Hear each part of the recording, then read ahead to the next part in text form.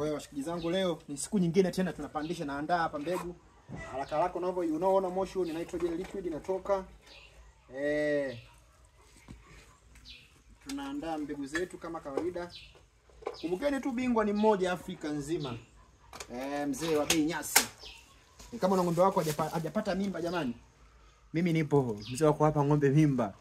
Yaani ng'ombe wanashika mpaka wanalia. Na ng'ombe wetu waonyeshe ng'ombe wako yuko kwenye crash vizuri, kaonyesha ng'ombe yuko kwenye crash kabisa. Na nitaka kwa ajili ya kupata dozi kamili. Bingwa tu ni mmoja mzee wa bei nyasi Dima UTZ, mtoto mdogo mwenye ng'ombe nyingi. Naziamsha mbegu zilikuwa zimelala jamani. Naziamsha kama mnavyoziona. Sasa zimeamka.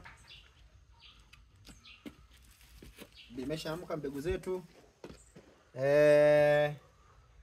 Na hii kitendo kinaitwa towing. Nafanya towing, naziamsha zilikuwa zimelala katika baridi mkali. Naziamsha hivi. Na kisha zina move. Una place your order hiyo, unakata. Pistoleti yetu ya leo jamani ina tofauti kidogo.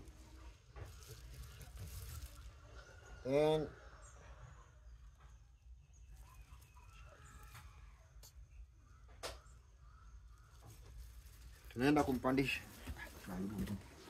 Yes, kama kawaida. Bingwa tu ni mmoja. Mzee wa bei nyasi TZ.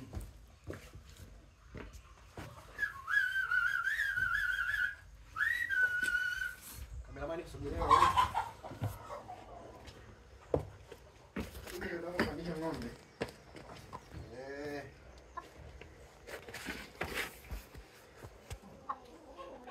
Kitendo cha haraka jamani.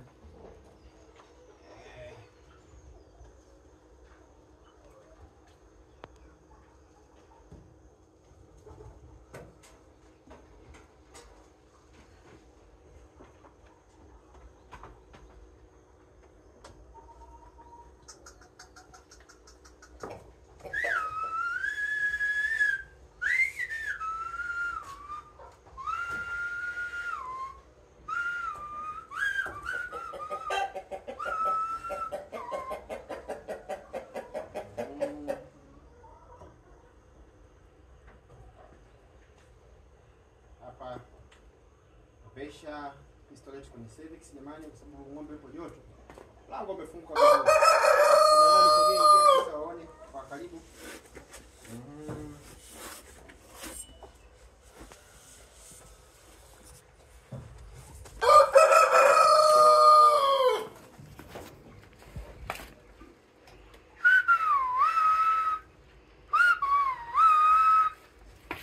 Taratibu.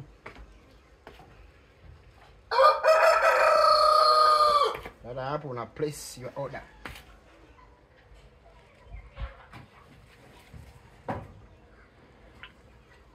Ebani bingwa tu ni mmoja, ni mzee wa bei nyasi Dima UTZ. Mtaalamu wa magonjwa sugu kwa ng'ombe. Ng'ombe wako ana changamoto ya kushika mimba. Ng'ombe wako amekaa muda mrefu bila kupata mimba. Ng'ombe wako hujui mzunguko wake. Ng'ombe wako hujui ana mimba ya miezi mingapi. Bingwa ni mmoja, Dima UTZ, mtoto mdogo mwenye ng'ombe nyingi. Piga simu kwa haraka, ziite jamani.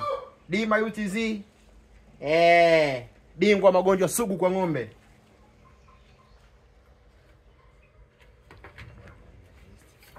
Naona ni place.